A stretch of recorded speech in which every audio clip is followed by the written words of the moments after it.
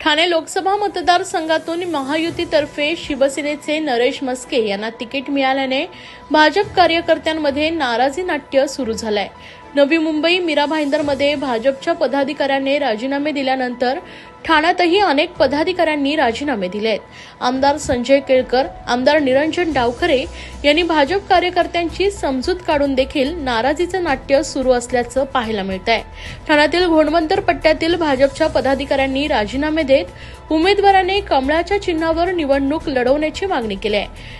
भारतीय जनता पक्षाचे ओळा माजीवाडा मंडळ अध्यक्ष ॲडव्होकेट हेमंत म्हात्रे, सरचिटणीस सचिन शिनगारे, सरचिटणीस जितेंद्र मडवी, जैन प्रकोष्ठ जिल्हा अध्यक्ष राकेश जैन, दिव्यांग विकास आघाडी लोकसभा संयोजक डॉक्टर अक्षय झोडगे, पॅनल प्रमुख महेश ताजने, वैद्यकीय सेल अध्यक्षा डॉक्टर अपर्णा ताजने, उत्तर भारतीय सेलचे संयोजक हिराप्रसाद राय, सुपर वॉरियर, शक्ती केंद्र प्रमुख आणि बूथ प्रमुख तसेच ओवळा माजीवाडा मंडळाचे इतर कार्यकर्ते पदाधिकारी यांनी आज राजीनामे दिले आहेत। ठाणे लोकसभा निवडणूक भारतीय जनता पक्षाच्या चिन्हावर लढवली जावी यासाठी हे राजीनामे देण्यात आलं असल्याचं या पदाधिकाऱ्यांनी भावना व्यक्त केली आहे। ठाणे लोकसभेसाठी सुरुवातीपासूनच माजी खासदार डॉक्टर संजीव नाईक आग्रही होते, त्या दृष्टीने त्यांनी प्रचारातही आघाडी घेत संपूर्ण मतदारसंघ पिंजून काढला होता। मात्र महायुतीच्या जागा वाटपात अखेर ठाण्याची जागा शिंदे गटाला गेल्यानं भाजपच्या कार्यकर्त्यांमध्ये रोष पसरून अनेकांनी राजीनामे दिल्याचं पाहायला मिळतंय। त्यामुळे भाजपचे वरिष्ठ नेते आपल्या कार्यकर्त्यांची पदाधिकाऱ्यांची समजूत काढणार का हे पाहणं महत्त्वाचं ठरणार आहे। नमस्कार, मी ॲडव्होकेट हेमंत म्हात्रे, ओळा माजीवाडा मंडळ अध्यक्ष। आज मी माझ्या पदाचा राजीनामा माननीय आमचे प्रदेश अध्यक्ष श्री चंद्रकांत बावनकुळे साहेब यांना मेल केलेला आहे। त्याचप्रमाणे याची एक प्रत मी माननीय शहर अध्यक्ष श्री संजय वाघुले साहेब यांच्याकडे दिलेला आहे।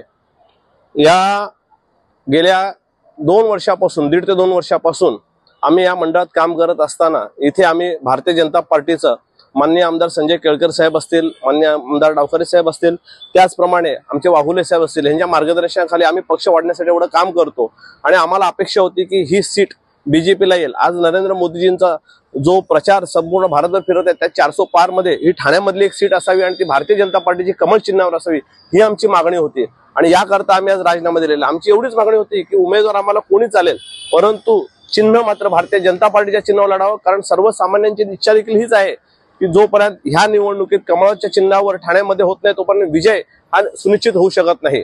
आणि जर तो विजय आपल्याला प्रचंड बहुमताने आणायचा असेल तर ही सीट कमळाच्या चिन्हावर लढवावी, हाच आमची एकमेव मागणी आहे। आम्हाला उमेदवार कोण आहे याच्याशी काही नाही, आमचा पक्ष जो उमेदवार देईल तोच आमचा उमेदवार असेल, परंतु तो भारतीय जनता पार्टीचा आणि कमळ चिन्हावर लढणार असा हीच आमची पक्षाकडे मागणी आहे आणि म्हणून मी आज राजीनामा दिलेला आहे। पुढची भूमिका एक पक्षाचा कार्यकर्ता म्हणून आम्ही जो काम करत राहू पक्षाचं, परंतु जोपर्यंत कमळ चिन्हावर येत नाही तोपर्यंत आम्ही कोणतेही काम करणार नाही, ही आमची भूमिका आहे।